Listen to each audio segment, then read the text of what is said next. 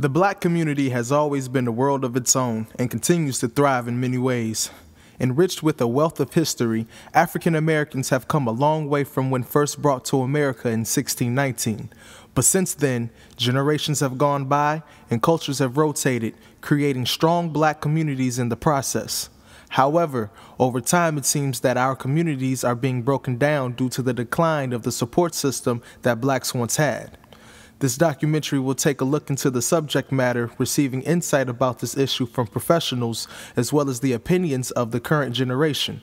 But first, we look into the noticeable changes that have occurred and the possible causes for them. Well, I think the biggest observation I've seen is the lack of respect, love, admiration, and collegiality that we used to have for each other. It's more familiar than formal, you know. We treat each other as if we know each other so closely that we disregard the respect, formality in the whole situation. You know, the lack of respect for the next person is just so blatant that it's like, you know, it's all about me. It's me, you know, versus the generations previous, you know, to us saying that it's about us, you know, we instead of I. And we as a people thought as we, not as me. That's I think probably the biggest change that you can really, that just jumps out at you, you know, especially if you've lived over time and you've seen the changes. And one of the problems I've noticed amongst our people is that many times we come together. Put it this way, we're gathered, but we're not together. And within an audience of 10, we don't have two people on the same page. So we have to learn how to really be gathered as well as together simultaneously. We can get anything achieved. Currently, we don't have the same infrastructure. We have a breakdown in our family ties, which leads to breakdown to our neighborhoods and our communities. One of the things that I notice most directly is the breakdown in I'll say the significance of the church in the black community. So in addition to having a breakdown in the black community, there has also been a breakdown in the church. Question is, what is so significant about the church that seemed to be the rise and fall of the African American community? I'm not a highly religious person, but the church always provided us with food programs, after school programs, summer camp. That was very essential to the black community and to black families because it provided us with things that were outside of our reach or outside of our means at the time. Church used to be the central institution in our community. During the days of Martin Luther King, when the church was considered the grassroots institution in our society where we gathered to discuss politics and sociology and social problems and issues in the black community and, you know, police brutality or whatever the problem may be.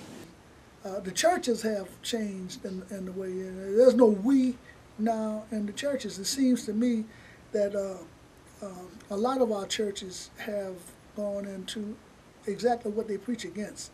And that is, they always say we're in the world but not of the world.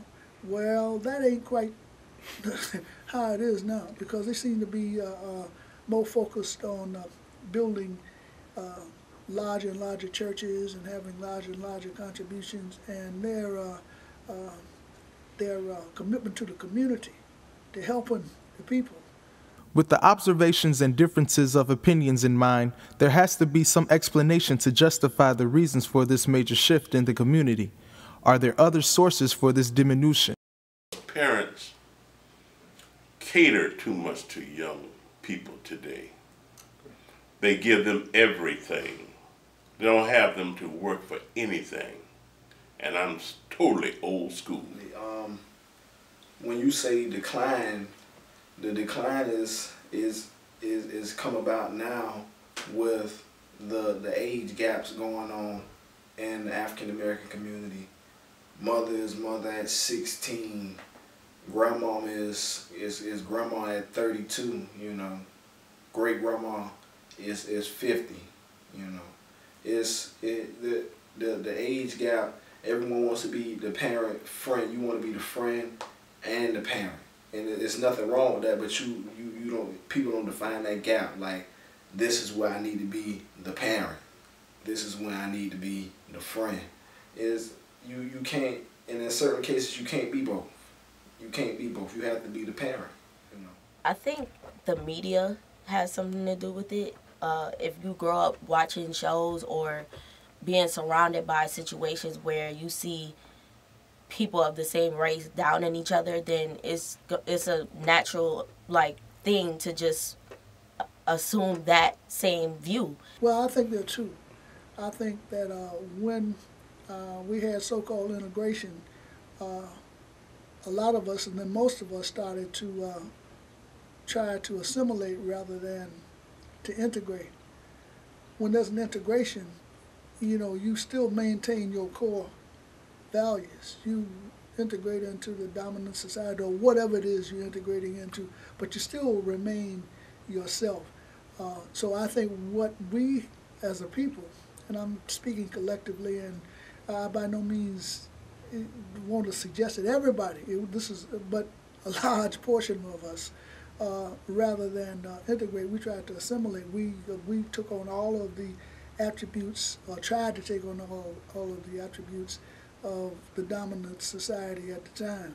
Considering all the leading factors that has led in the major decline, such as assimilation, the decline of the church, in addition to living in a society where handouts are more preferred than working hard for what is desired, is it possible that this cycle, so to speak, will ever end? What measures must we take in order to break the trend of not supporting one another for irrelevant reasons? And as a people, is it possible that we can get back to where we were before? Everyone says we need to fix this and we need to fix that, with no concrete understanding of the obstacles that are causing the situation. I do think that once we understand what's actually hindering and holding the African American community back, I do believe that we can get together and fix it. The culture can change, but it's up to professors to do their part, to demand excellence from students, not to let students turn in mediocre work. If you give students an exam, they should get a timely return on their exams. Requiring more of our teachers. Also for parents to stop making exceptions for their children. My child, though they didn't pass the exam, you should understand that they have this exception. Put requirements and demands back on our children. They'll rise to the occasion if we make it a requirement. I think that it is possible, but it takes everybody working in multifacets. It's not just one issue, it's a combination of issues. So that means you need to work on the family, that black men need to work on being black men, that black women need to work on being black ladies, to pass that on, that influence on to the next generation. I think it has to be just like in the past. The civil rights movement was led by young people. Students started the civil rights movement, college students, high school students, and pretty much all the students, so it has to happen from the youth. We need to get back to that old communalism, communal system, where we live for the mutual advantage of each. So if I'm doing bad, then you should be doing bad too. If you're doing bad, then I should be doing bad. How can we be free in the United States when our brothers in Africa are enslaved? How can one culture be free when another is in prison or in bondage? And we have to really get back to understanding that, because we are, as a race, we have to think in a holistic context, which means that we are one. And so we have to get into the mindset that I think of wanting as a race of people to do the right thing, but also want to do things right. And there's a balance between the two. Promote unity, support each other. If there's a black-owned store in the neighborhood, and as opposed to Publix, support the black-owned store. It's just little steps can change that whole outlook at everything. It's just a matter of time, though. But we as a race of people, if we don't pay attention to our education, and if we are not able to write clearly, think clearly, and speak clearly, we are doomed to be enslaved again. A kind of intellectual slavery.